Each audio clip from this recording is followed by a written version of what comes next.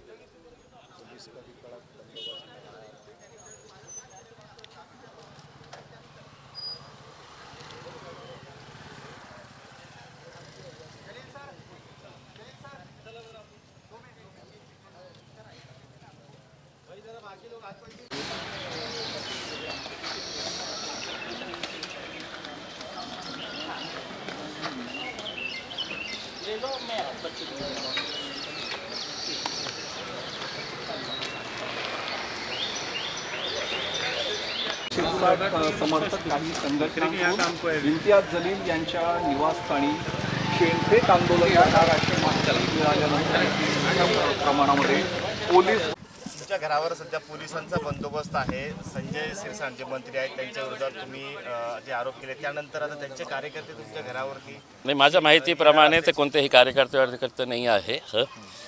गरिबी खूप वाढलेली आहे. हे किरायचे टट्टू त्यांनी जालन्याहून त्यांना हे बोलावं लागत आहे आणि मी आजही तयारी आहे.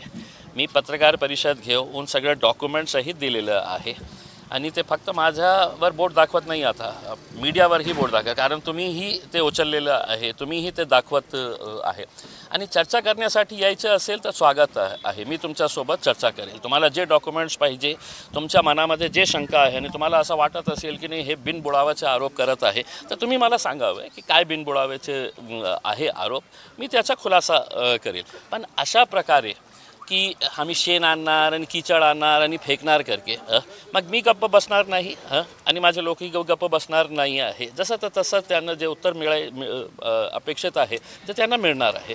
मी आजही त्यांना सांगतो की तुम्हाला इथे येण्याची आवश्यकता नाही, तुम्ही मला सांगा कुठे यायचं आहे. इम्तियाज जलील एकटं येईल तुमच्यासमोर, एकटं, आणि तुम्हाला जे माझ्यासोबत चर्चा करायची आहे ती मी चर्चा करायला तयार आहे. पण अशा प्रकारचे हे तुम्ही आंदोलन हे करणार असेल तर तुम्ही आम्हाला ओळखले नाही. तुमच्या नेत्याला असं वाटत असेल की मी कुणालाही खरेदी करू शकतो, विकत घेऊ शकतो किंवा दमदाटी करून अशा प्रकारचे धंदे करून कंट्रोल करता येईल, तर मी ना घाबरणारा आहे ना तुम्ही विकत घेण्याची तुमच्यामध्ये ताकद आहे. लोकशाही मार्गाने तुम्ही आंदोलन करायचं म्हणताय आणि आता ज्या पद्धतीने चिखलफेक शेणफेकचं हे तर ही लोकशाही मार्गाची लढाई आता काठीवरती आली. काय आहे की मी त्याचं एक पोस्टर बघितलेलं आहे, दलित समाजाच्या विरोधात कसलं ज्यांनी चोरी केली ते चोरी केली ना, आपण त्याची जात विचारणार आहे का? तर त्यांची नेत्यांनी काय काय केलेलं आहे, कशा प्रकारचा भोंगळ कारभार त्यांनी केलेला आहे, आपल्या सत्तेचा दुरुपयोग केलेला आहे, हे सगळं बघून आम्ही जे डॉक्युमेंट्स आमच्याकडे होते आम्ही तुमच्या समोर ठेवलेले आहे. आता निर्णय तुम्ही घ्या की मी बरोबर आहे का ते बरोबर आहे. काय लोकशाही आहे, त्यांना काही विरोध करायचं असेल, जे काही करायचं असेल लोकशाही मार्गाने करा, माझं काही हे नाही आहे. पण हे चिक्कल पिक्कल आणणार आहे हे आम्ही सहन करणार नाही आहे. यायचं असेल, बोलायचं असेल की कोणत्या आधारावर ते बोलत आहे की मी बिनबुडावाचा हे करत आहे, मी सगळे डॉक्युमेंट्स दिलेले आहे. तुम्ही चर्चा करण्यासाठी या ना, हे दादागिरी करणार असेल तर मी माझ्या वतीनेही तुम्हाला उत्तर देऊ. असं काल तुम्ही तो मुद्दा उपस्थित केला होता, काही धमक्या येत आहेत आणि आत्ता अशा पद्धतीनं लोक चालून येत आहेत तुमच्या घरावर, नाही ठीक आहे ना, येऊ दे ना, माझा काही आक्षेप नाही आहे. यांनी यावं माझ्याकडे, त्यांनी प्रश्न विचारा की त्यांच्या मनामध्ये काय आहे, कोणत्या आधारावर ते बोलत आहे की मी बुणबुडावाचा आरोप करत आहे. म्हणजे एका अर्थाने तुमच्यावरही हे बोट दाखवत आहे, तुम्ही ही बातमी दाखवलेली आहे, न्यूजपेपरनेही केली. बुणबुडावाचे असते तर कोणीही छापली नसती, कोणीही दाखवली नसती. त्याच्यामध्ये सत्यता आहे म्हणून हे आम्ही सगळं केलेलं आहे. आणि आंदोलन ज्यांच्या घराच्या समोर करायला पाहिजे ते ना करता ते माझ्या घराच्या समोर करत आहे. आणि खऱ्या अर्थाने हे जे लोक माझ्याकडे येणार असेल ना, ते खऱ्या अर्थाने वडापाव विकणारे असेल, ते आपल्या नेत्याच्या मागे जिंदाबाद मुर्दाबाद करून आयुष्यात काही केलं नाही, फक्त जिंदाबाद मुर्दाबाद करून आपल्या नेत्याला कशा खुश करता येईल. आणि आज ते स्वतः काय करत आहे, ते वडापाव विकणारे लोक आहे. आणि त्यांचे जे मालक आहे ते धन्ना सेठ 72वा मंजला बिल्डिंगमध्ये आलिशान लाईफ हे जगत आहे. तुमचे कार्यकर्ते मोठ्या संख्येने जमले, आम्ही जसं तसं उत्तर देऊ.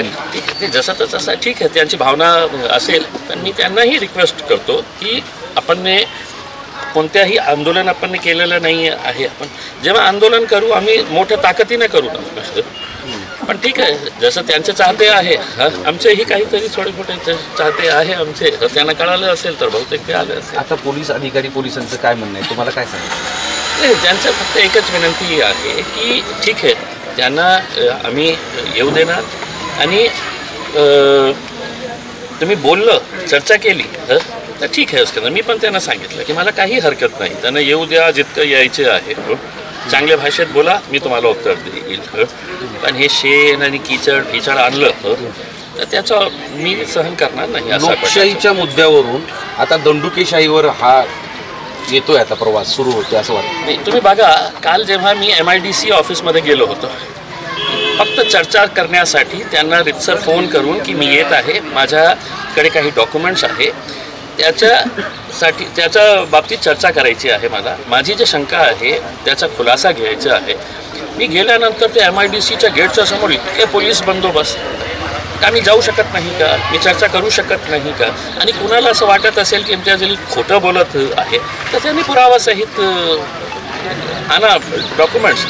आणि जे मंत्रीच्या बाबतीत मी बोलतो ते मंत्री सिरियाच्या बाबतीत बोलतो, इस्रायलच्या बाबतीत बोलतो, अफगाणिस्तानमध्ये काय चाललेलं बोलतो, पॅलेस्टीन आणि इस्रायलचं काय चाललेलं आहे, डोनाल्ड ट्रम्प आणि इलॉन मस्कमध्ये काय चाललेलं आहे याच्या बाबतीत ते बोलतो. दररोज सकाळी आपल्याला बोलवून, दररोज सकाळी महाराष्ट्रामध्ये ते दररोज सकाळी उठल्यावर त्यांचं डोळा हे बघायला मिळतं मला. आता त्यांच्यावर मी काही बोट दाखवलं तर गप्प का बसलेले आहे. पण तुम्ही याचा अर्थ एक आहे ना की 8 दिवसामध्ये तुम्ही सगळं आपलं चार्टर्ड अकाउंटंट्सला बोलवून, MIDCच्या अधिकाऱ्यांना बोलवून तुम्ही ते कसा रेक्टिफाय करता येतं की ज्याच्यामुळे आपल्याला त्रास होणार नाही, हे सगळं प्रकार याचा नाही. हा एक प्रकार दबाव आणण्याचा आहे असं तुम्हाला वाटतं? पालकमंत्री आपल्या अधिकाराचा वापर करून तुमच्यावर दबाव आणतायत, वेगवेगळ्या संघटना तुमच्यापर्यंत पाठवत आहे, असं तुमचा आरोप आहे? मग त्यांनी मला ओळखलेच नाही. मी ते म्हणजे 2च काम करू शकता. एक तर समोरच्या माणसाला विकत घेऊ शकता कारण पैसे खूप आहे, आणि दुसरा त्याच्यावर दबाव टाकण्याचा. मग त्यांनी इम्तियाज अलीला ओळखलेच नाही. तुम्ही मला विकत घेऊ शकत नाही आणि कोणत्याही परिस्थितीमध्ये कितीही तुम्ही दादागिरी केले, कितीही अशा प्रकारचे हे कारभार केलं तर मी घाबरणारा माणूस नाही आहे. एक शेवटचा प्रश्न, आता या सगळ्या परिस्थितीला माजी खासदार आणि MIMचे अध्यक्ष या नात्यानं तुमचा या परिस्थितीला इशारा काय असेल? इशारा काय आहे की मी तर सरकारला ऑलरेडी इशारा दिलेला आहे की मी सगळं पुरावे दिलेले आहे तुमच्याकडे. आता तुमच्यावर हे जबाबदारी आहे की तुम्ही याच्यावर काही करणार का नाही करणार. आता हे जे सगळं प्रकार सुरू आहे हे कशासाठी सुरू आहे? सरकारने समजा एक इन्क्वायरी कमिटी गठीत केली की आम्ही सगळं जे आरोप इम्तियाज अलीने केलेले आहे, सगळे डॉक्युमेंट दिलेले आहे, त्याच्या बाबतीत आम्ही हे करणार आहे, इन्क्वायरी करणार. अशी परिस्थिती वाढली तर, अशी परिस्थिती वाढत चालली तर आमची तयारी आहे. इम्तियाज अली सुद्धा